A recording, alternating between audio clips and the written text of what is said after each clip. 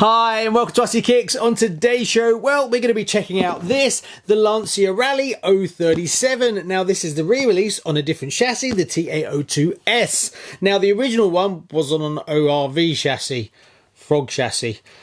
Don't ask me what they were smoking back in the day, but on this episode we're going to unbox this, take a look at what you get, and also I've got an ORV chassis, so when we build this we're also going to restore that. So if that interests you, stay tuned, hit it Charlie.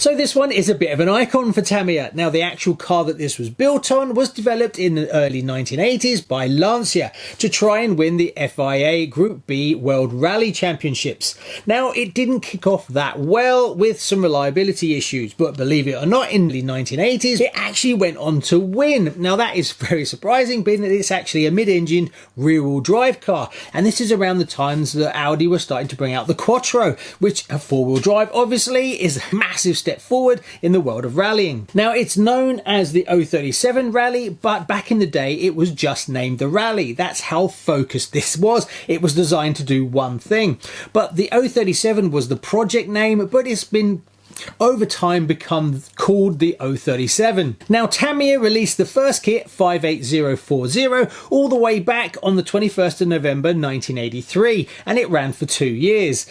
Now when you look at it, it doesn't really look like the real car, does it? Well, that's because it's on the ORV chassis, or off-road chassis. Now that was actually on the Frog, on this and a few others, so doesn't really scream scale, does it?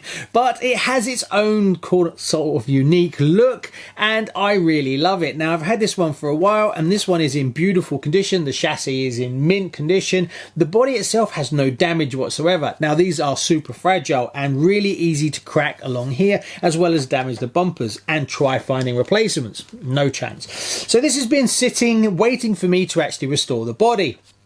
Now this has come along. Massive thank you to Jonas for donating this to the channel so I can build it and make content for you. Now this is being released on the TA02S chassis kit 58654. Now this was released on the 24th of May 2001 and ran to 2004. Now from what I've been told, the actual body that's in this kit is from the original mold from the original, but as you can see the arches are huge. So what I was told is the original mold was taken, it was modified to actually get the correct arches, and then it was put onto the TA02S chassis, which means we will never see this again, because if they've modified the original mold they're not going to go back.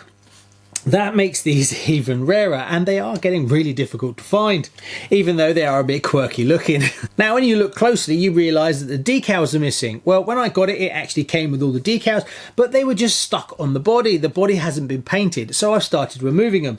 But I know what you're thinking, why would you do that? Well, it just so happens I was gifted, yes, gifted a set of original decals. So the plan with this one is I don't need to do anything to the chassis. I'm just going to take all the decals off, clean it up, prime it, then we're going to paint it properly, and then we're going to clear it, and then I'm going to stick the actual decals on.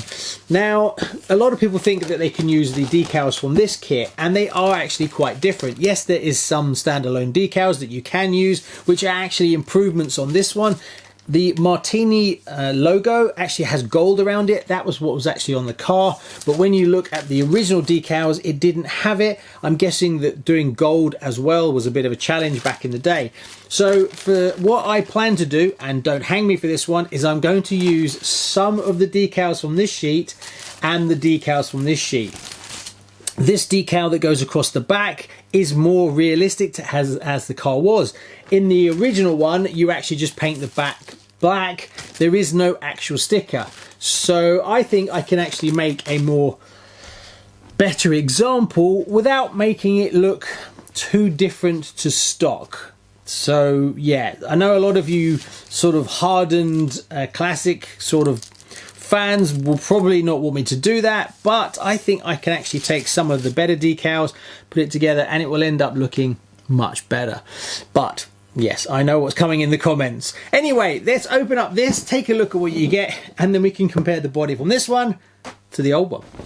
So let's open it up and see what you get for your money. Now currently these are about £200 in the UK, but obviously in your area they may be more expensive or slightly cheaper. One thing I do like about this one is on the TAO2. I actually quite like that chassis. Right, let's open it up and see. Now apparently this has got an electronic speed controller in it as well, but let's find out which version it is. So we have the manual, standard stuff, then we have a decals. Obviously I've got another set of these as well. Not too much of a nightmare. Doing the stripes can be a bit of a pain. Now, I would recommend doing these with the soap and water technique. Now, I've actually done one like this livery before. This has been on the show where I actually did these. It's a bit dusty.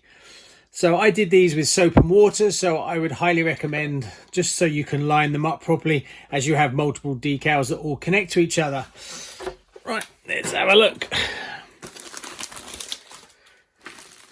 Foams for the tyres, standard tyre. Oh no, these are slightly different. I thought these would be slicks. Then we have the rims, obviously completely different to the original one. And we have the cockpit. Now you don't see many cockpits in cars anymore. It's normally an optional extra.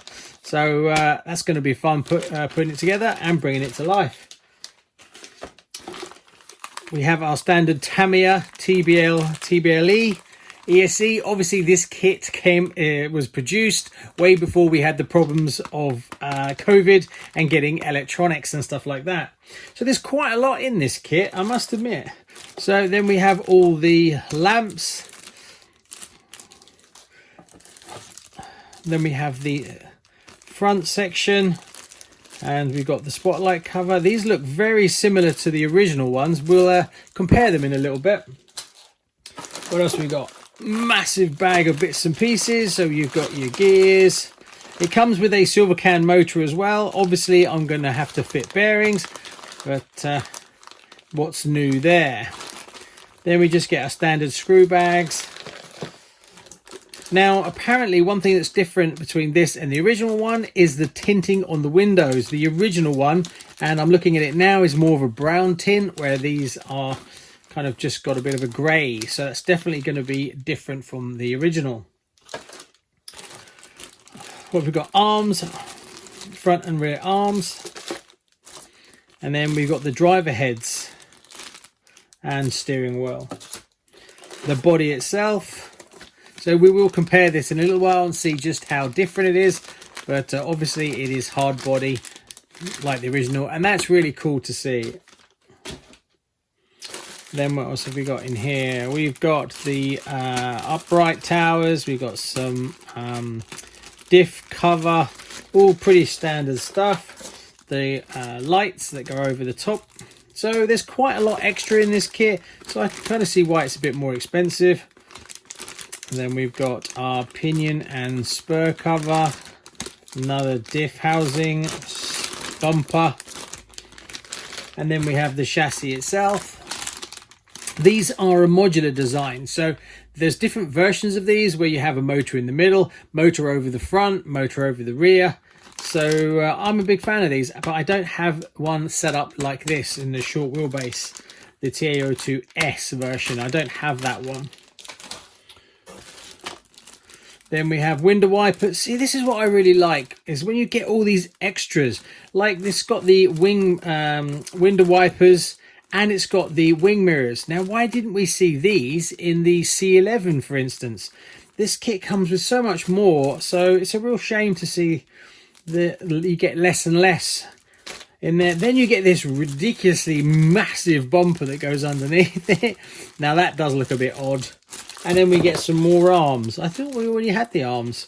Right, that's pretty much all you get. So let's have a look between the original body and the re-release one.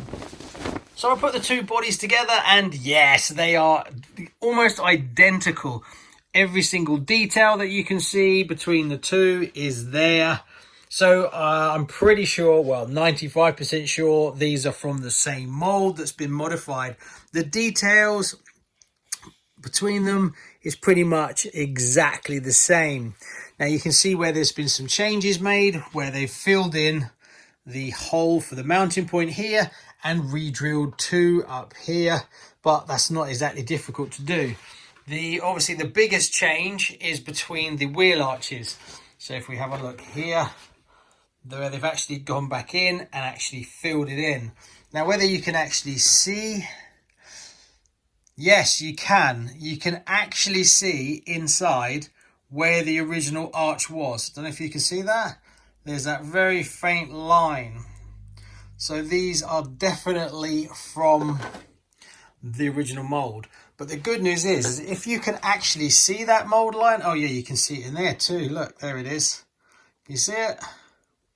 You could take one of these and actually Dremel out where it was. So if you have one or you're trying to restore one, you can actually do it. You have to be very careful what you're doing.